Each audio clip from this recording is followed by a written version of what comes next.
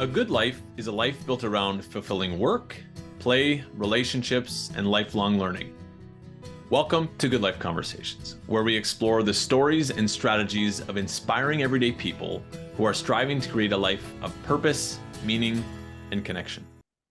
Hi there, welcome to this Good Life Conversation. My name is Jay. I'm your host and the founder of Discovery Year. And today's guest is Natalie Rowe. Welcome, Natalie.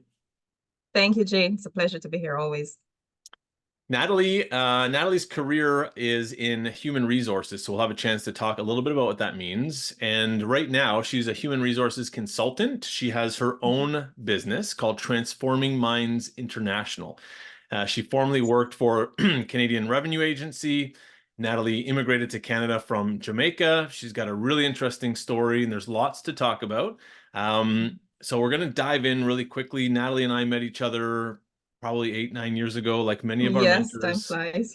It's been a while. One of our other mentors at Discovery Year introduced us, and I was so intrigued by Natalie's story and the way that she framed her life and her career and her journey out of Jamaica to Canada. I thought that was really inspiring and very cool how she described the opportunities and the excitement of it. So we'll chat a little bit about that. But what I'd love to start with, Natalie, as always, if you can, tell everybody a little bit about a day in the life for Natalie. What time do you wake up in the morning typically? Do you have any morning routines? How long do you work? Do you take any breaks during the day? How do you wind down at the end of the day? What time do you go to bed? Excellent. Thank you, Jay.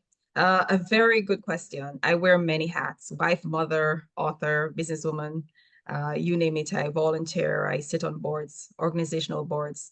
So what's really good, I'm up at 4:30 a.m. and it really helps that I am a morning person. So I'm working with my cycle.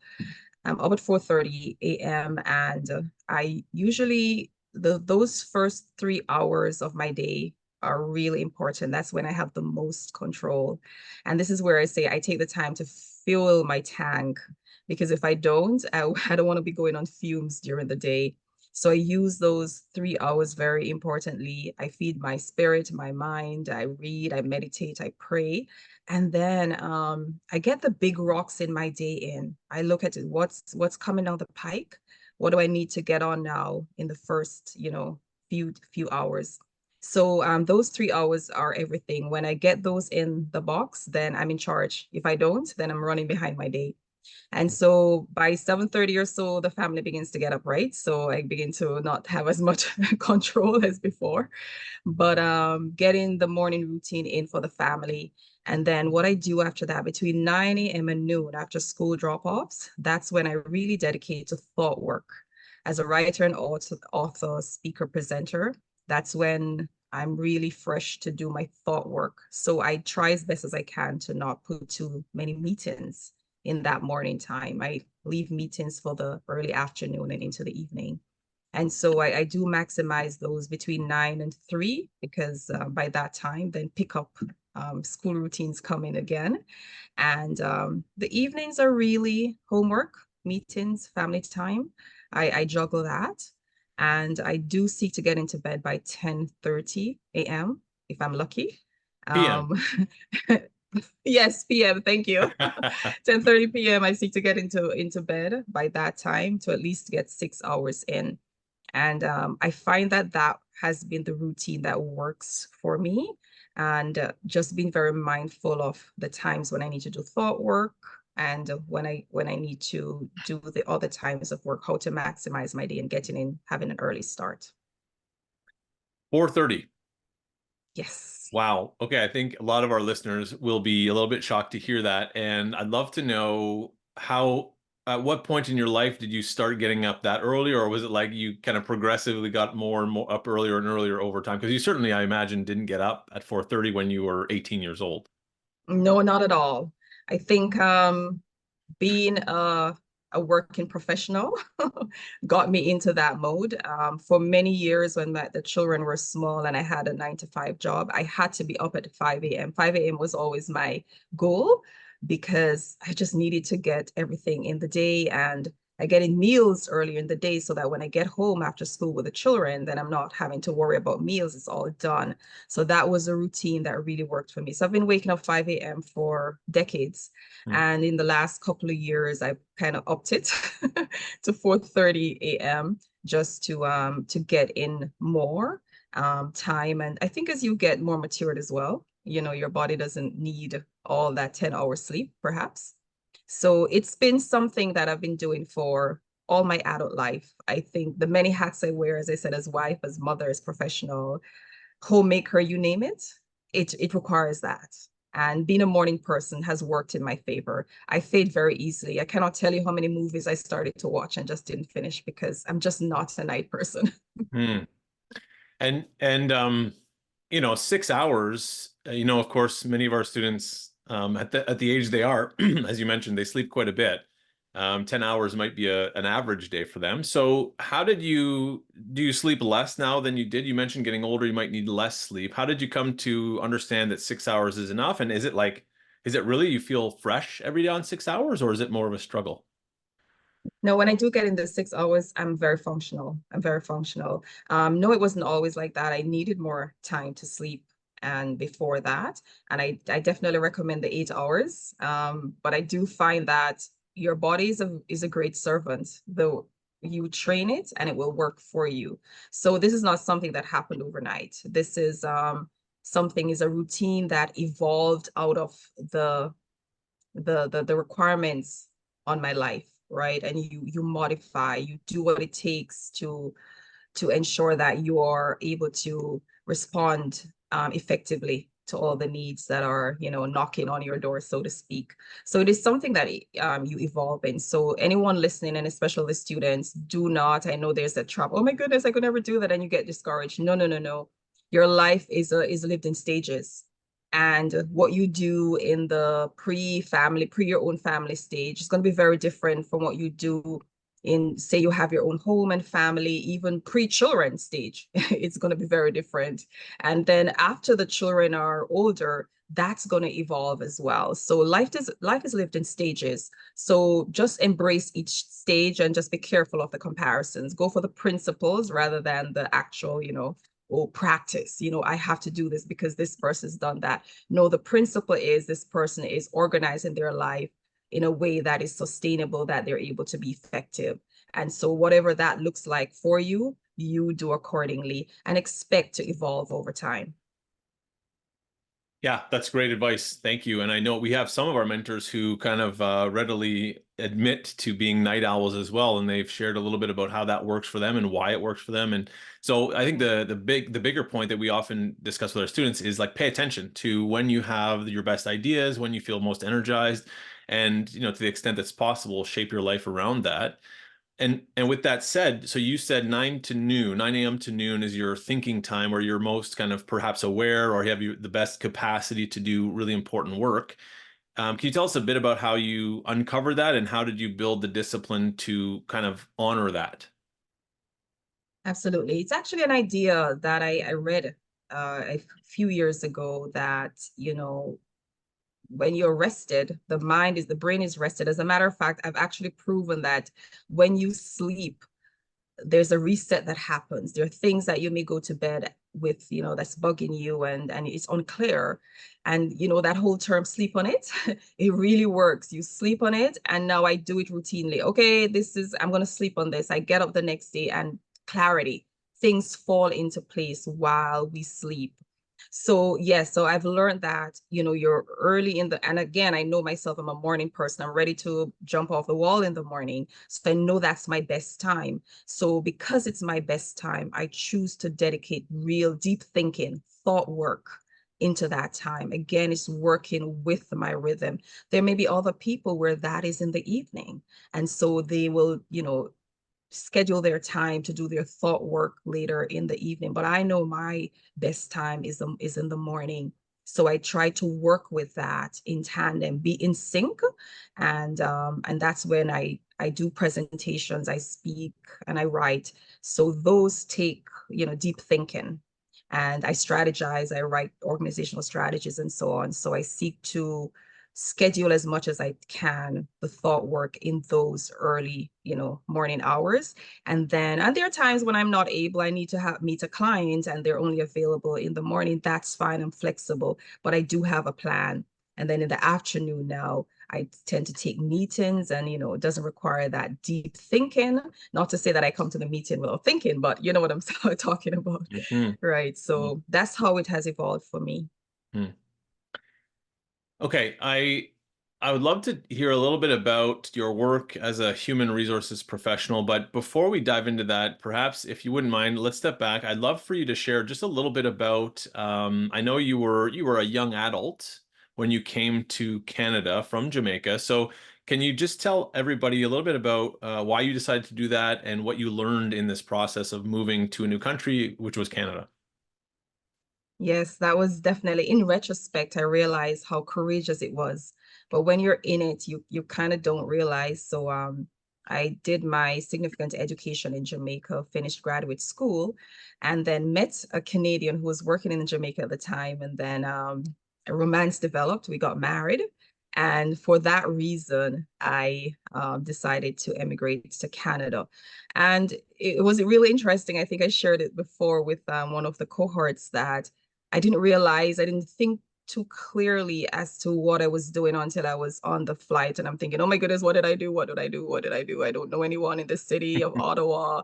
I hardly know this man. Most of our relationship was long distance. It was really interesting. But then I made a decision that, it's kind of late. Should have thought about that before. So I just had a positive mindset. Canada was going to be good. So was going to be my marriage. And so that transition was very important. I think what I sought to do was to learn my environment. I learned, okay, so this is Canada. What is required? I had a desire in my heart, which is to continue my public service career. And I was met with a lot of discouragement at the time. You're talking about, over 20 years ago, and there was a sense that, oh no, no one comes from as an immigrant and gets into the federal public service. You're not a citizen, you're not educated here, you're not bilingual, and there were all these strikes, and I thought, oh my goodness, I had no idea I had a rap sheet, but I was very I was very determined. And so I said, okay, what can I do? And so I set out to, because I still was very focused on my goal, and I think that is something for young people. When you have a goal in mind and you hit a roadblock, ask yourself, how could I? Because how could I make this happen is an open-ended question that opens you up to possibilities. But if you just get stuck on, oh, I can't, it can't, then that's a dead end and that leads to frustration, right? So always ask open-end questions. It's not about being not recognizing the realities. So I asked, how could I? So I went about and I just started French classes. Bilingualism is helpful. So I said, I can learn. I learned English, so I can also learn another language. And I started to volunteer. I didn't have any Canadian experience or references, and I volunteered to get that. And my Jamaican qualifications, I got them certified by the University of Toronto. There are organizations that certify, and it got equivalency. So I felt, okay, I have some good stats, and I just kept applying, and the doors were opened. And so I had a really excellent opportunity. And I was in retrospect, again, I was very encouraged that I was determined, because what it did was to help to open the thinking of people in my community that look like me, who were the ones telling me, pipe dream, forget it, it won't happen. So there is a sort of a can do that happens when other people see you succeed. It also gives them the permission to say, yes, me too, I can succeed. So it was in retrospect, I look back and I think it was just a positive approach I took. How could this happen approach? How could I do this approach that really worked for me? Hmm. That's very cool. And when we met, your kind of positivity and what we call polite persistence was apparent, just in a first meeting for me. I could see that, and I could see how positive of an impact that could have. So how did you go about having that attitude? Like, where did that come from? Knowing that perhaps that's not the majority of people in the world who are willing to say, "Ooh, all these things." all these barriers that I'm facing, let me be positive and overcome them. Like, where did you develop that resourcefulness? Hmm. It's a good question, Jay. As you were asking the question, I began to think back of even my approach when I was in Jamaica. And as a student, I remember one situation in high school. There was, at the time, computing was a new thing, and we had such a hard time, getting teachers to teach that subject. And most of the students had resigned themselves to, okay, they're probably going to fail this program. But then again, I was like, no, I'm not going to fail. I'm going to pass this program. How could I pass this program when perhaps 3/4 of the time we didn't have a teacher? So I went and I got a copy of the curriculum, and nothing was online then. So I journeyed to the Ministry of Education, got my copy of the curriculum. I knew the text, and I began to teach myself. And I went through that. And is one of those things that I look back again. At the end, I was the only student in the school who passed that course. And I think determination, when I want something, I just make up my mind. I'm going to do it. I'm going to do what it takes. I'm willing to pay the price. And I think as well, another thing I find with myself, I'm willing to pay the price, whatever it takes to get what that thing that I have my heart on. I'm willing to roll up my sleeves and do the hard work. So to answer your question, I don't know if I have. Maybe it's just something that's in me, that a sense of determination. Mm, And why can't I have it? I will question that. mm. And I believe I should have it. I'm here to live out my full potential. So whether I'm in Jamaica or whether I'm in Canada or whether I'm in, another place, I just believe that I'm here to live out my full potential, and I'm willing to pay the price to make it happen.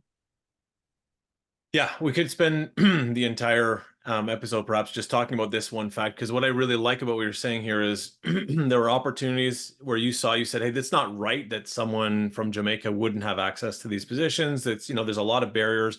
Whereas seemingly today, a lot of people will say, well, the system needs to change, which sometimes is true. But also what you did was say, okay, like I recognize the system will need to change perhaps, but I can't change all of it. So what can I do myself to improve my situation? So I really like that angle that you're sharing here, that perspective, because I think that both things are possible. At once, we can recognize that the system needs to change, and also we might not be able to change all of it. So what can we do ourselves to improve our own situation, which is an important message that we share at Discover Year. Absolutely. It's working within your zone of control, right? There are things that are with outside of your control. Well, don't go beating your head on the wall on that. But the things that are within your control, are you maximizing it? Are you making the most of it? Or are you leaving the opportunity there while you complain about the things that are not within your control? So working in your zone of control, that's a principle for life in everything. If you will maximize your zone of control, a lot of times that is exactly what is needed to perhaps influence the things that are outside of your control. And that is, I believe, that is what I've always sought to do. What is in my control? What can I do despite? Yeah, that's great. Again, no surprise to you, I'm sure we talk a little bit about the zones of control at Discover Year, and I think it's a really useful starting place for young people to just say, to actually think what is within my direct control and what is not, because I think that's a practice that not many people create for themselves. So I like that. I'd love for you to share with us, if you would, one piece of advice to any person who's thinking about moving to another country, and one piece of advice for anyone who's meeting someone who is newly moved to their country. What would you suggest people do to take advantage of those situations or to be as helpful as possible? Absolutely. I'd say pay attention to your mindsets. Pay attention to your mindset. Mindset matters. If you're moving to another country, then be willing to learn the ways, the customs, the culture, the people of that country, and and get involved in the networks. Understanding the way to do not be shy, do not put yourself in a box. Get going, get into networks, volunteer. There's so many opportunities, and I just find that human beings are human beings. After we get past the difference in physical appearances and accents and whatever else. Human beings are human beings. I kid you not.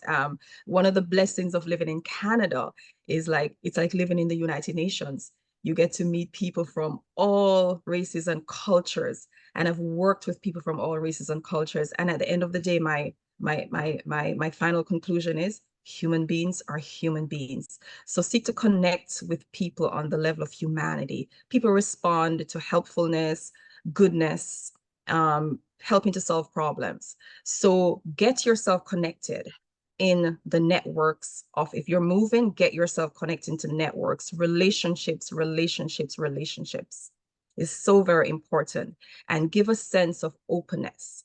And for those who are, for people who are coming, get them into your networks. There's a friend who recently migrated from another country, and I invited her to an event that I was having. I said, hey, come, I think this will be useful for you. And lo and behold, it was a great connection for her. Out of that, she got a job and volunteer opportunities that led into employment. So I always say be open. One of my children are all Canadians, and I remember when my 10-year-old got me to learn to ice skate. And I thought, oh my goodness, I can't believe I'm doing this. But it was just such a wonderful thing. I learned to ice skate and snow tube, and I haven't gotten skiing on my belt as yet. But integrate yourself. You're in a new country, you're in a new area, land, you're in a new city, whatever it is. Embrace it, embrace the city, embrace the activities, because people will feel that, right? They will feel that when they come in contact with you. I've sat in interview rooms, I've interviewed many people in my career, and it's amazing, Jay, after they have qualified for the they're certified on paper, we automatically default to trying to feel the person, the fit, Mhm. are they making you comfortable? Are they comfortable with you, or that kind of a thing. So I always tell people, have an open mind, enjoy, and seek to contribute. There are problems to be solved everywhere. Make yourself helpful, and I think the rest will take care of itself.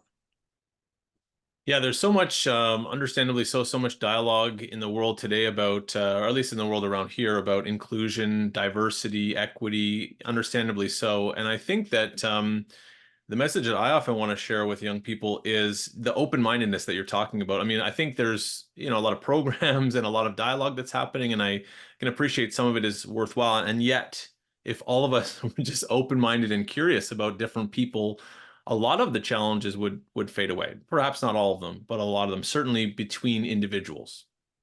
Absolutely, because you just we all have, we come to the table with thoughts that are not necessarily true. When I came to Canada, I had thoughts about Canadians that living here. I'm like, oh, I wouldn't even repeat it, Jay. I'd be too Oh, embarrassed. please repeat it. What were the No, assumptions? absolutely. Oh They no. were they were just uninformed, right? And Mhm. this happens. I mean, we have uninformed thoughts about people in our own countries who are from a different region. It's a human being thing, right? And so, in the process of relationships, that is where those thoughts are either confirmed or they fall, you Mhm. know? And this is why I always tell people, get into relationships. When I say get into networks, connect Mhm. in, go for causes that speak to you, because it is in that process. Even now in my work here, I've had opportunities that have come to me simply because I was working on another thing. Somebody saw me and heard me and thought, oh, I think this will be a good person to work with in this area. That's something that that's an opportunity that didn't come on a job poster, but it came in the process of working with people. And I always tell young people, I said, every interaction is an interview. Mhm. Every interaction is an interview. So always be putting your best foot forward, and you'll just never know. So get into networks, get into connections, get to know each other. We're human beings. Enjoy it. The person who doesn't look like you, they have something there can help you to be a better person, and you have something within you can help them to go to the next level. So allow that free flow of interaction so that we can all be our best selves and society can all be better. I'm a little excited about these things because Right. I just feel that if we just have that positive approach to human beings and so many things would be better. I love your admission here, and maybe when we're not recording, you can tell me what those thoughts were about Canadians, because I think what I love about it is, and this is something that we do explore with our students quite a bit, is it will be if you set your goal to never be judgmental and never be make up assumptions about another human being or a group of people, you will fail. You are doomed to fail. These things are built into our operating system. And what's more Yes, important is that you are aware that those things exist and that you can capture them absolutely. and control them and change them over time. So I really appreciate that you said, "Hey, I was wrong," like, or these things I had in my mind, because that's true for all of us, right? And it's okay. It's true for all of us. And when we point fingers as if we don't do that, I'm like, it's human being. It's not a skin color issue. It's a human being thing. But as you said, being open and being aware that we do have that, and then hold on to them, and wanting the best for others as well. So Thank you. Okay, so you mentioned you've spoken a lot about, integrating into networks, connecting with people. Obviously, that's something I would guess is a bit perhaps more natural for you. Maybe I'm making an assumption, but my impression is that that's something that you're kind of geared to do. And one of our questions is about relationships. So beyond this idea of, connecting with different networks and meeting new people, do you have any lessons learned about relationships in your life? yes, I think I worked over 2 decades in the public service, and one of the joys is always bumping into former colleagues. And something that came to me as a pleasant surprise. I've done great work and very satisfying work with colleagues, but what I find, Jay, is that when we meet each other, it's not the accomplishments that we savor, it's the relationship, the fact that there was mutual respect, the fact that we worked together well. When that sort of revelation hit me, I was like, wow, we did some great work together, but I can't even remember the details of it. But what I'm really savoring right now is that I just remember that we worked well, there was such mutual respect and so on. So a simple thing I've learned about relationship is treat others well. It doesn't matter who it is, if it's a child, if it's an adult, if they have the alphabet behind their names, as I like to call it, or they're just, their name, Natalie Rowe, it doesn't matter. A human being is worthy of respect and honor. Treat people well because that is what you will remember. And I think it confirms there's a saying that says people will forget what you do, but they'll always remember how you made them feel. That is so true. That is so true. And not so long ago, I think a couple of years ago, I was traveling abroad and then I had an unplanned layover. And a young lady and her husband kind of helped me out with some accommodations. Well, it so happened that I did meet her before, about a decade and a half before. She'd visited my home in Canada, here in Ottawa. And as you know, I was with her and her husband. She said, "Do you remember when I visited? You took us shopping. We had such a great time." Well, truth be told, Jay, I did not remember the details of the shopping. But all I was thinking while I was sitting around her table is, I'm just so glad I treated you well because now she's helping me in this difficult situation. And I thought about that, treat human beings well with respect, every opportunity you have, and nurture relationships. Outcomes are good. We have to produce, we have to get things done, there needs to be met. In the process of doing that, with utmost respect so that you meet somebody 10 years from now, you can look them in the eye because you were respectful in your interactions with them. So Mhm. that is something that I've really learned in relationships. Yeah, treat others well. I really like that. And I think perhaps the students might have follow-up questions about how you might know that someone's treating you well, or, what are the signs really in more detail that we perhaps don't have time for today to kind of dig into. Mm, But how do we do that? That's a complicated question, perhaps for some, but an important one. Okay, what about I know that you mentioned you're up early. I think you mentioned some meditation and prayer, some reading, some personal time, and Yes. then we like to also ask about, and you mentioned you volunteer quite a bit. So, are those your hobbies, or how would you define, the things that you do for fun? Are there other things that you have as kind of hobbies or pastimes? Are these part of that? Tell us about what you do for fun. Yes, what I do for fun, Jay, I'm kind of boring that way. I love to walk. I love to walk around my neighborhood. I'm not a gym person. I actually find it a little mundane, but I love to walk around my neighborhood. I love to look at the buildings, the homes, and it's a time I take as well to sort of think and meditate, clear my mind. So I do enjoy walking, and there's also the physical benefits as well. So I'll take walking any day. And I also love to read. And I find that I realized, I said, oh, I've been reading. I have quite a few books, at least half a dozen that I need to get on to reading. But reading is also good. And the next thing I do is road trips.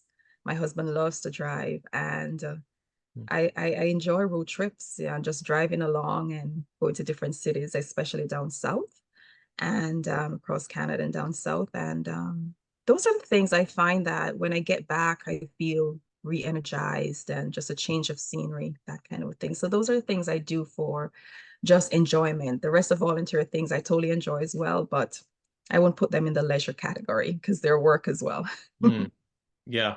Yeah, you strike me as someone who enjoys to work, enjoys to, being productive and achieving goals. Yes, very much so. Very much so. Yeah. It's I take pleasure in helping. I think at the heart of it, I just love to help. I love to make a difference. If there's a need, how could I help that need? And because I love to help, I think out of that, whatever it takes to make that difference, I'm energized to do it because of the outcome. Very cool. I think sometimes young people are confused because they hear some people saying, "Hey, I work to live," and other people's, live to work, and their work is, takes a more space in their life, and other people just want to do what they need to do, hopefully in a purposeful way, but they have all these other things outside of work they like to explore. And I think it can be confusing for young people to understand which is the right way to live. And of course, there is no right Mhm. way, but it's to think about who we are. So I'm like you. I love to work because I like the work that I do. I like to work a lot, and that's okay for me. But everyone needs to figure that out for themselves, which I think is the Yes, important thing that young people need to think about. absolutely. I agree. It's we need to figure out our own path. So speaking of perhaps working a lot, you have fairly recently started your own company. So you're a small business owner, and you spent a number of years, as you briefly described earlier, penetrating, let's say, the government of Canada. You worked there for a number of years, most recently as a director at Canada Revenue Agency. So among the most kind of stable and secure careers that you could think of in today's world, and then you took this leap with basically no security whatsoever, other than your husband who has a job. Um, so tell us a bit about that, if you don't mind. Why did you decide to leave this career that you had, where you did good work and you had a stable life? Why did you decide to start your own company, and what have you learned about yourself? Yes. I think I'm perhaps more courageous than I realize. That was a huge jump. We often call it the golden handcuffs. It's not easy to take them off.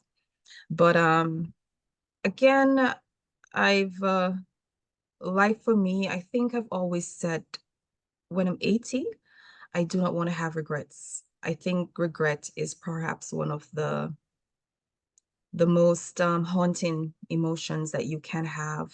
And then you don't want to be at a point where you can do nothing about it, because, you're at that stage. So a few things for me.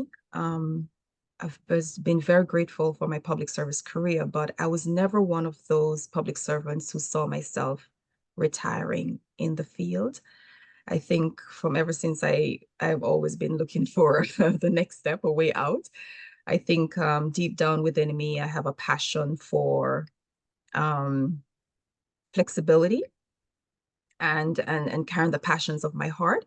And I think more recently, when I took the decision, I think one of the key things was I said, do I want to do this for the next 10, 20, 15 years of my life? Is this how I want to invest the next 15 years of my life? Because with all its benefits, you then come to realize that very often you pour your heart and soul into doing things, because that's just how I am. If I'm doing something, I'm going to just pour everything into it. And perhaps too many of them becomes the flavor of the day because there's a new leadership, there's a new vision, you know, and I thought, I want to do something now that will endure, that will last, that will not be the flavor of the day.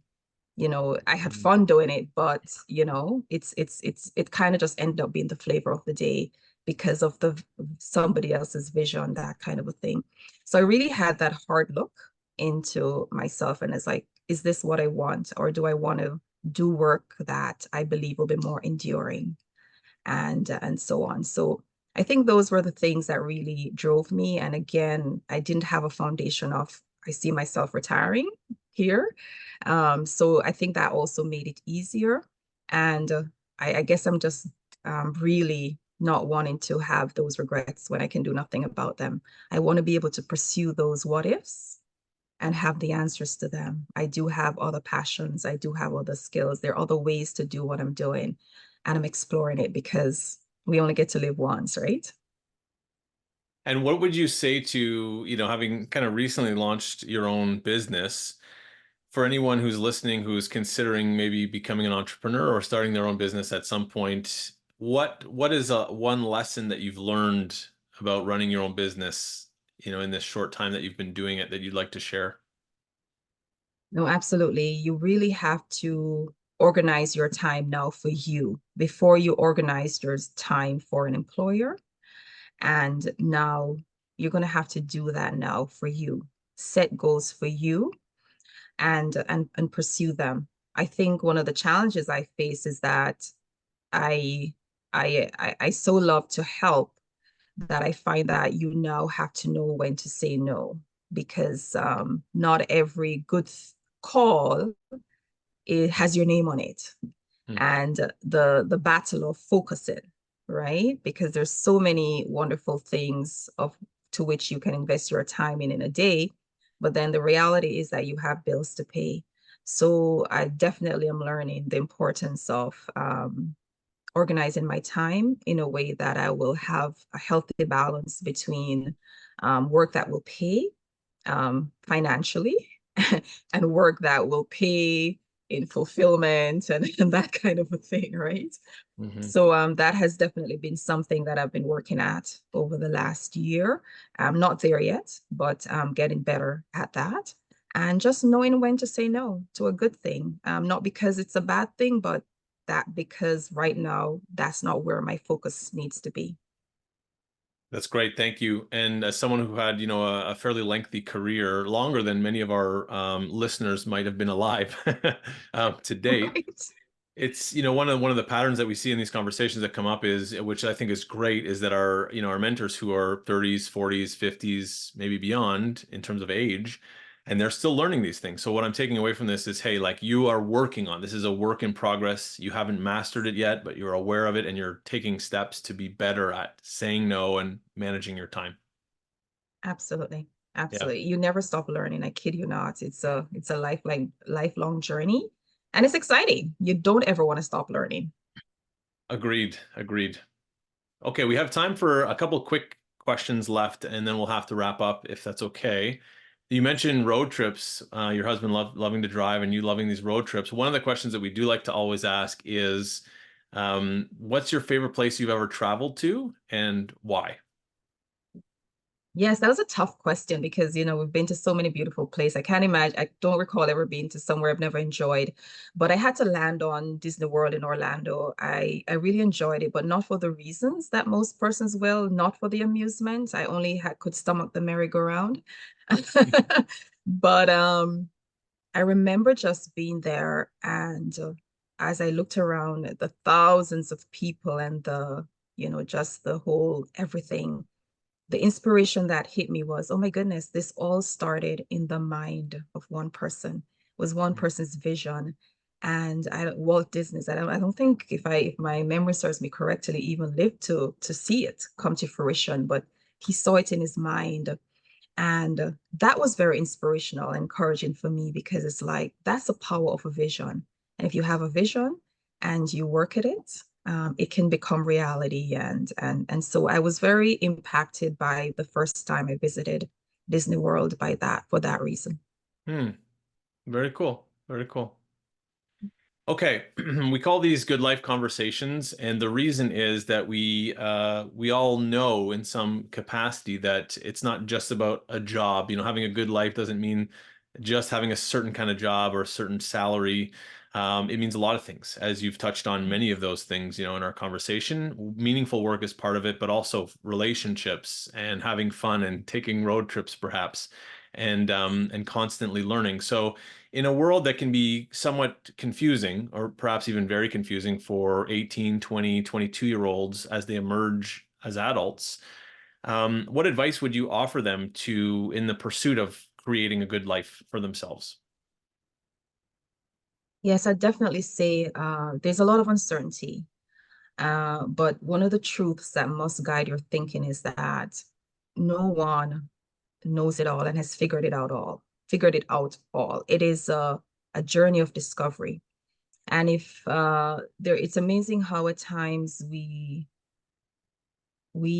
tell ourselves these things that are not true. Like, oh, you may look at the surface of this person seems like they have it really together, and then you think that they don't carry doubts, they're not questioning, they're not fearful, and that's just not true. I think we all carry doubts. Sometimes we struggle, perhaps most of us, with the imposter syndrome.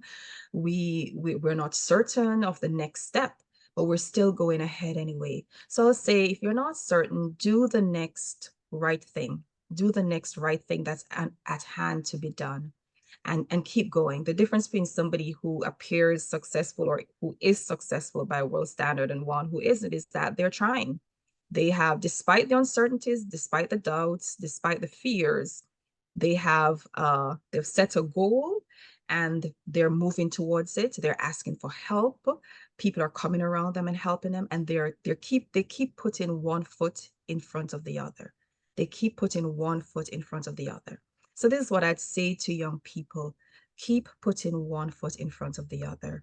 This thing of life was never meant to be comfortable. It was never meant to be a bed of roses, because quite frankly,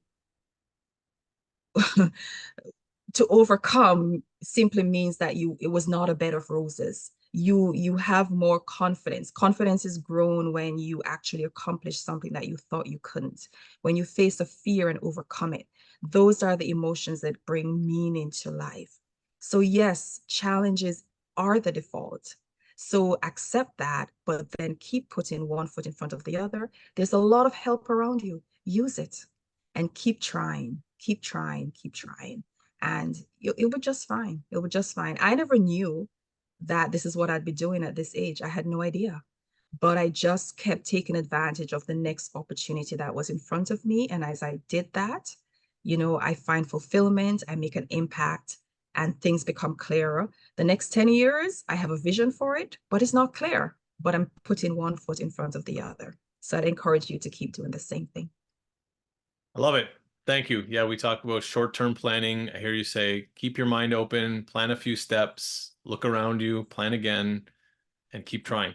That's a great message. Absolutely. Thank you, Thanks, Jay. Natalie. I really appreciate you doing this, and I'm sure our students will have some great questions for you when you meet. And thanks for being here. Thank you, Jay. It's been a pleasure, and keep doing what you're doing. You're one of my inspirations. So way to Thank you. go. Thank you. I Take appreciate care. that. All the best. Thanks for listening, Bye-bye. everybody. This has been another Good Life conversation. We hope to see you at the next one.